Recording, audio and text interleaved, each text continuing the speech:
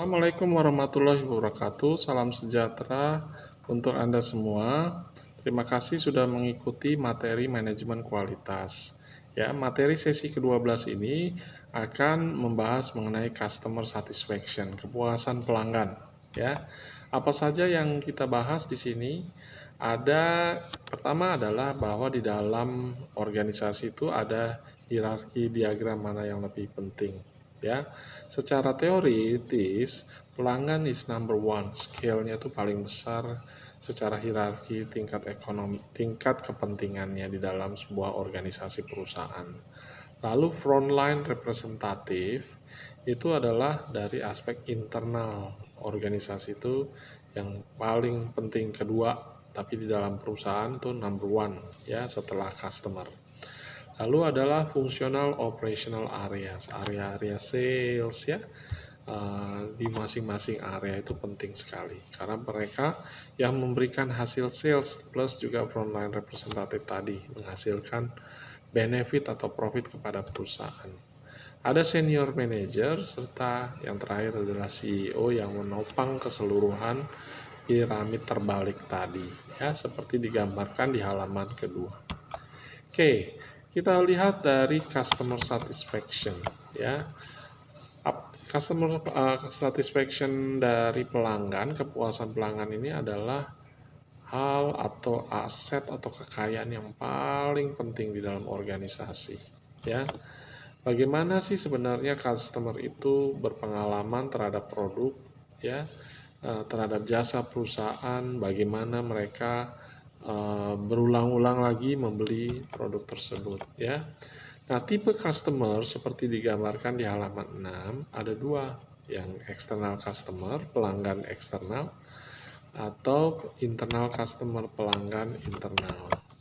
Nah, bagaimana sih melihat persepsi customer terhadap kualitas produk dan jasa perusahaan? Dilihat dari pertama performance-nya, kedua dilihat dari features-nya atau karakteristiknya, ketiga dilihat dari jasanya, keempat dilihat dari warranty-nya, jaminan dari produk dan jasa, kelima dilihat dari harga, serta keenam dari reputasinya. Nah, ada berbagai macam cara untuk mengetahui persepsi customer, pelanggan tentang kualitas, yaitu dengan memberikan feedback.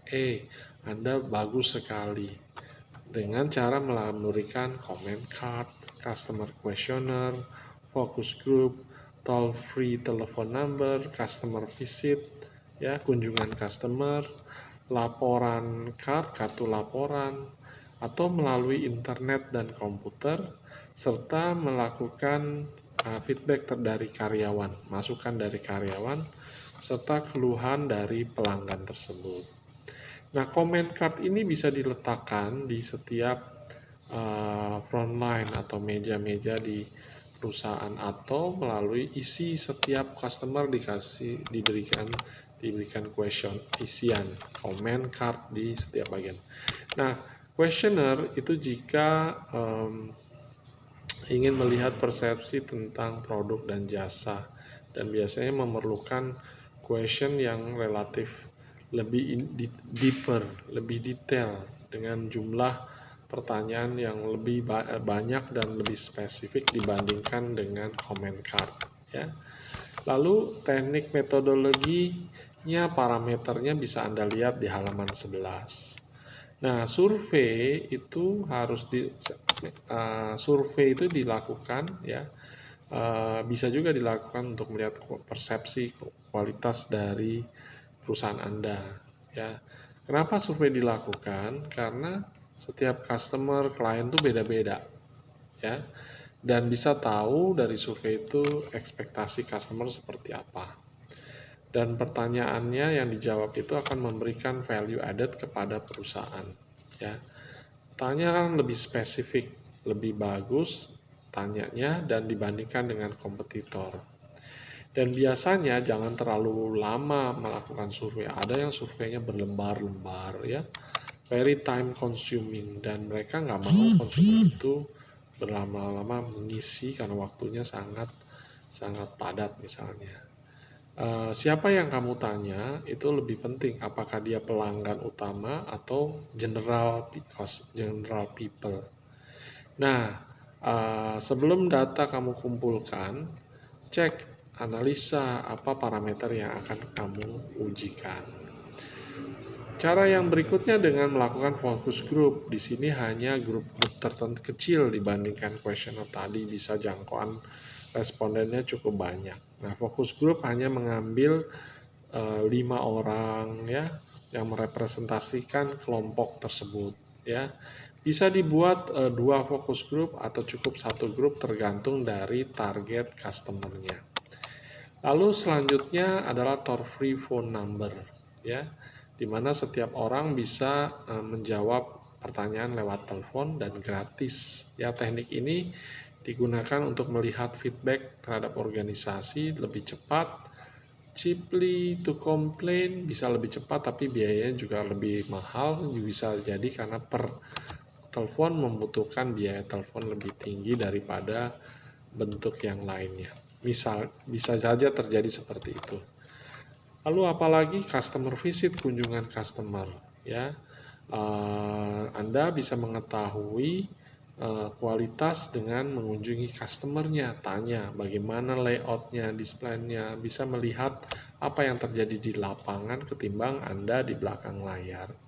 Contoh dari report card secara quarter ini bisa dilihat di halaman 17.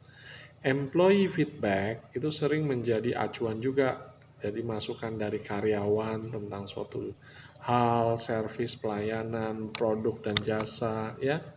Dan ada berbagai macam survei dilakukan untuk mengetahui tentang komplain dari pelanggan ya. Nah, satu hal lagi yang bisa kita lihat bahwa produk itu tidak hanya spesifik dibuat secara khusus. Bagaimana sih melihat respon dari pelanggan terhadap produk yang sifatnya masif, yang diproduksi secara masif? Ya, Anda bisa lihat dari price tag-nya, ya, Anda bisa lihat dari uh, sistem orderingnya, just in time-nya, atau adakah produksinya yang berbeda-beda, ya, uh, jenis color-nya, stereo sistemnya bagaimana, bagaimana di assembly, bagaimana diproduksi, bagaimana sistem distribusinya, bagaimana desain dan diferensiasinya bisa dilihat ya, atau modular design, modul-modul desainnya bagaimana bisa di customize. Ada beberapa disadvantage ketidakberuntungan menggunakan sistem modular design ya. Ada juga bagaimana delay ini merupakan modular design ini itu adalah bentuk standarisasi dari komponen yang dibagi beberapa subgroup atau submodul, namun secara mudah bisa digantikan atau ditukar ya, supaya bisa mudah didiagnosa ya, atau memudahkan perbaikan dan mengganti ya. Dan di sini memperingan simplification of manufacturing. Namun ketidakberuntungannya, kerugiannya adalah bahwa setiap isu itu bisa berbeda-beda, nggak bisa disamakan seperti itu, main replacing dan lain sebagainya. Nah, berikutnya adalah isu mengenai keterlambatan diferensiasi. Kalau Anda memproduksi secara massal, diferensiasinya rada terlambat ya, karena kan Anda harus menyelesaikan satu shift secara keseluruhan baru Anda menyelesaikan produk yang lain. Bahkan shift pertama untuk spesifikasi jenis satu harus diselesaikan dalam 3 shift baru didiferensiasikan atau memproduksi produk yang different. Nah, over the wall pendekatannya itu adalah ada produk baru, ada manufacturing atau pabrikan, ada desainnya. Nah, itu saling berintegrasi dan membutuhkan proses engineering yang berulang-ulang. Nah, karena kompetisi makin tajam, Anda perlu robust design. Desain yang wow, kalau melihat itu perlu luar biasa. Why? Karena as your business growing, then the customer will ask for more, dan juga pada saat yang bersamaan new player will be coming copying your product, ya.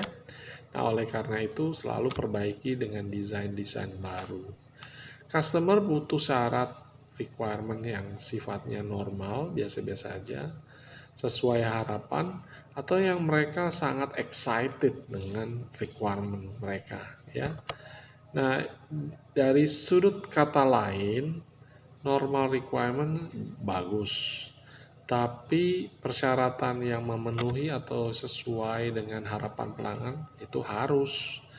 Nah, kalau persyaratan itu sudah memberikan semangat, excited, wah luar biasa, maka itu disebut wow factor, exciting, dan customer bersedia untuk membeli produk dan jasa tersebut dengan harga yang lebih baik atau lebih mahal atau lebih tinggi.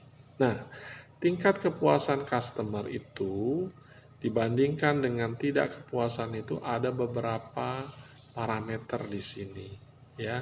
Dilihat dari servisnya, service fully defunction atau service dysfunction dalam kaitannya setiap excitement-nya tersebut dilihat dari Kanos model. Demikian penjelasan saya mengenai sesi ke-12 tentang customer satisfaction. Semoga topik ini dapat bermanfaat dan Anda bisa mempelajari lebih lanjut. Silakan berikan komen, like, atau saran atau ya pendapat Anda tentang topik ini. Terima kasih. Saya akhiri dengan ucapan wassalamualaikum warahmatullahi wabarakatuh. Salam untuk semua.